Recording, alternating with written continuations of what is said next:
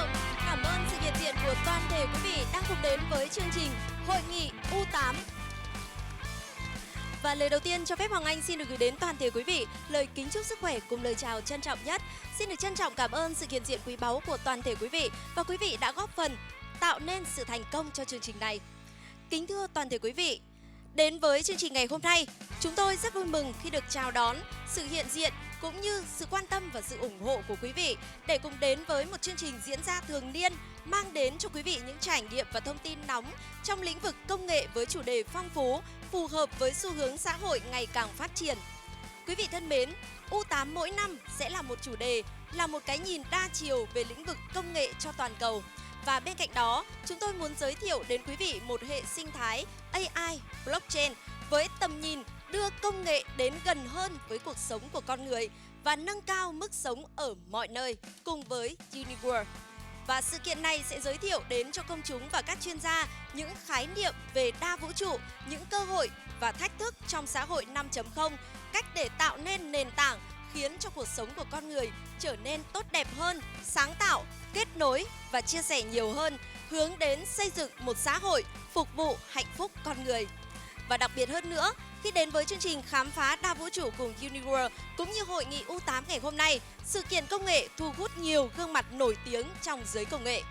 Kính thưa toàn thể quý vị, đến tham dự với chương trình này, ngay sau đây cho phép Hoàng Anh xin được trân trọng giới thiệu sự hiện diện của các quý khách mời. Đầu tiên xin được trân trọng giới thiệu có sự hiện diện của ngài Sadi Salama, đại sứ đặc mệnh toàn quyền Palestine tại Việt Nam. Tiếp theo xin được trân trọng giới thiệu có sự hiện diện của ông Phạm Hồng Trương, phó giáo sư tiến sĩ, hiệu trưởng Đại học Kinh tế Quốc dân. Tiếp theo xin được trân trọng giới thiệu có sự hiện diện của ông Doãn Văn Thắng. Xin được trân trọng giới thiệu có sự hiện diện của giáo sư tiến sĩ Nguyễn Đình Đức, Đại học Quốc gia Hà Nội. Và đặc biệt hơn nữa, chương trình của chúng ta không thể diễn ra thành công tốt đẹp nếu thiếu vắng đi sự quan tâm và sự ủng hộ, sự tin tưởng của toàn thể quý vị dành cho hội nghị U8. Và một lần nữa, chúng ta hãy cùng nhau dành những tràng pháo tay thật lớn và thật nồng nhiệt cho sự hiện diện của tất cả chúng ta. Trân trọng cảm ơn quý vị. Và để bắt đầu cho chương trình ngày hôm nay, ngay bây giờ, xin mời quý vị hãy cùng hướng sự chú ý lên phía sân khấu để cùng theo dõi một món quà mà chúng tôi đã dàn dựng công phu và kỹ lưỡng chỉ có tại hội nghị U8 để cùng dành tặng cho quý vị với hình ảnh đại bàng thể hiện cho sự mạnh mẽ, sức sống mãnh liệt, đại diện cho sự vững vàng, vượt qua những khó khăn và thử thách của xã hội 5.0, tự tin, sải cánh. Và ngay lúc này đây, hãy cùng với Unique khám phá không gian đa vũ trụ. Và một tràng pháo tay thật lớn để chào đón món quà đặc biệt này. Xin mời.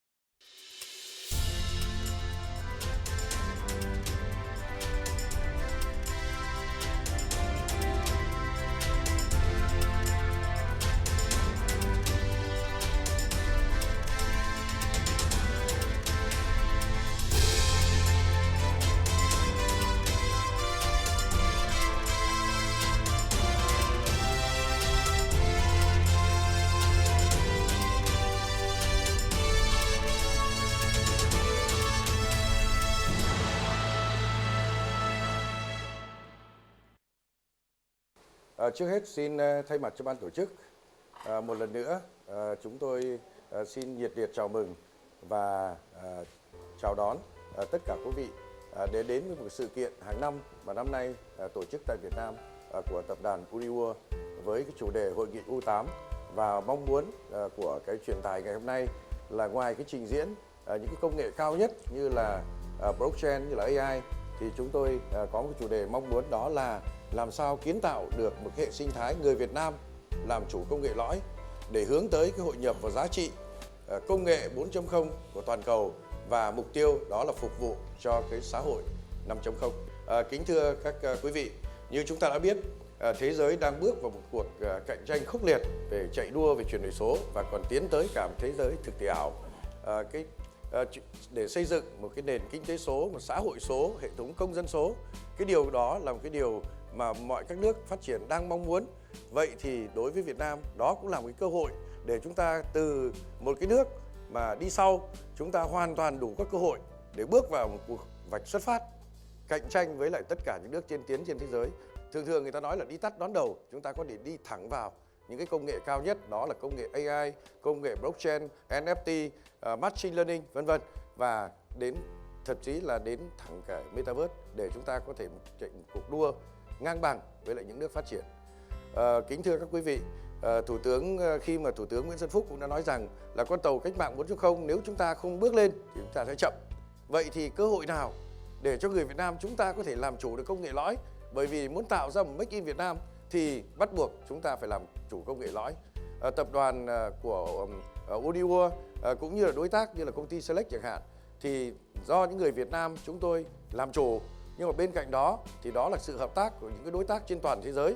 cùng cộng sức lại để mong muốn rằng người Việt Nam có thể làm chủ, chỉ có làm chủ được công nghệ lõi từ những cái công nghệ cao nhất trong lĩnh vực công nghệ về phần mềm như là AI, blockchain, những lĩnh phần cứng đó là thiết kế từng những hệ thống bo mạch, làm chip layout, làm nên được những các cái thiết bị điện tử do người Việt Nam làm chủ và có thể gia công ở trên toàn thế giới, thì lúc đó thì chúng ta mới có thể làm chủ được. Mà nếu làm chủ được thì chúng ta mới có thể kiến tạo lên được một cái nền kinh tế số của chúng ta an toàn, là bảo mật và góp phần vào cái xây dựng một cái xã hội 5.0. Cái mong muốn của chúng tôi trong những hội nghị này là chúng tôi trình diễn những cái công nghệ mà để chứng minh cho thấy rằng là người Việt Nam chúng ta hoàn toàn với cái sự hợp tác, với cái sự là giúp đỡ, với cái sự cộng tác của những các cái bạn bè và những cái nhà khoa học, những cái công ty ở trên thế giới giúp đỡ, thì chúng ta hoàn toàn có thể hội nhập được. Và hôm nay thì tất cả mọi người chúng ta ở đây, chúng ta sẽ chứng kiến những cái gì những cái người Việt Nam đã làm, đang làm và sẽ làm. Và một cái thông điệp chúng tôi mong muốn để truyền tải đến, vì hôm nay cũng là một cái ngày mà rất là hàng nghìn năm mới có một lần, đó là ngày 22 tháng 2 năm 2022. Và sau 200 năm nữa, chúng ta sẽ trở lại vào ngày 22 tháng 2 năm 2222. Và cái truyền tải đến của cá nhân của tôi cũng như là được anh em lãnh đạo trong tập đoàn Uniworld coi đó như là một cái định hướng, một cái mục tiêu chúng tôi phấn đấu đến, đó là mọi giá trị do con người tạo ra nhằm phục vụ cho hạnh phúc của con người. Mà cái hạnh phúc con người ở đây, mà trong cái đấy cũng là cái hạnh phúc của là một cái xã hội 5.0. Mà cái xã hội 5.0 thì chắc là ở đây có giáo sư Nguyễn Đình Đức cũng đã từng viết cách đây mấy năm, cũng đã từng viết về từ phía là Thủ tướng Nhật Bản đã nói trước, đó là cái xã hội vì cái hạnh phúc con người, một cái xã hội không có chiến tranh, chỉ có hòa bình, một cái xã hội không phân biệt là tôn giáo, không phân biệt là chủng tộc, một cái xã hội mà mọi người được sống trong môi trường xanh, sạch, đẹp nhất và được phục vụ tốt nhất về y tế, giáo dục và cái dịch vụ được tốt nhất. Và đó là cái mục tiêu chúng ta phải dùng công nghệ cao nhất để phục vụ cho cái hạnh phúc con người. Và để làm được như vậy thì tập đoàn Uniworld từ cá nhân của tôi là giám đốc về tầm nhìn cũng như về sáng tạo, chúng tôi cũng thống nhất để làm được đó chúng ta cần phải đầu tiên đó là sáng tạo. Chỉ có sự sáng tạo vượt bậc mà tiếp tục sáng tạo thì chúng ta mới tạo được những cái sản phẩm, những cái ứng dụng tốt nhất, đó là về tiếng Anh nó gọi là innovating. Và thứ hai nữa, sáng tạo nữa thì chúng ta phải có kết nối được. Chúng ta kết nối ở đây, chúng ta kết nối các đối tác, kết nối tri thức, kết nối cái cộng đồng của những tri thức Việt trên toàn thế giới và kết nối giữa kể cả chính quyền với lại doanh nghiệp với doanh nghiệp với người dân, đó là cái sự kết nối. Và một cái cao hơn nữa là chúng tôi mong muốn rằng, và hôm nay chúng tôi cũng có những trình bày, đó là một cái tham vọng chúng tôi, đó là cái sự chia sẻ, là sharing, là chia sẻ ở đây chúng tôi mong muốn là chúng ta hãy chia sẻ kiến thức, chúng ta chỉ chia sẻ cái thế mạnh, chia sẻ nguồn lực và cuối cùng đó là chia sẻ những cái gì mà chúng ta có thể làm được cho đối tác, cho địa phương, cho một quốc gia và cuối cùng là chia sẻ cho xã hội loài người những cái gì chúng ta có thể làm được. Và đó là cái mong muốn chúng tôi. Và hôm nay các diễn giả của chúng tôi ở đây sẽ trình bày đến các quý vị những cái gì chúng tôi đã và đang làm để hướng tới mà những cái điều mong muốn mà chúng tôi vừa nói. Một lần nữa thay mặt cho ban tổ chức, chúng tôi xin chân thành cảm ơn tất cả các quý vị đã đến dự cái buổi hội thảo ngày hôm nay. Kính chúc các quý vị sức khỏe và chúc cho chúng ta có sự thành công và người Việt Nam có thể làm chủ công nghệ và hướng tới hội nhập quốc tế. Xin trân trọng cảm ơn. Vâng, xin được trân trọng cảm ơn đến những lời phát biểu mở màn cho chương trình đầu tiên đến từ ông Nguyễn Đình Thắng. Và chắc hẳn rằng qua những lời chia sẻ vừa rồi thì phần nào quý vị cũng đã nắm được và hiểu được về sứ mệnh và tầm nhìn mà Uniworld hướng đến, đó là sáng tạo, kết nối và chia sẻ.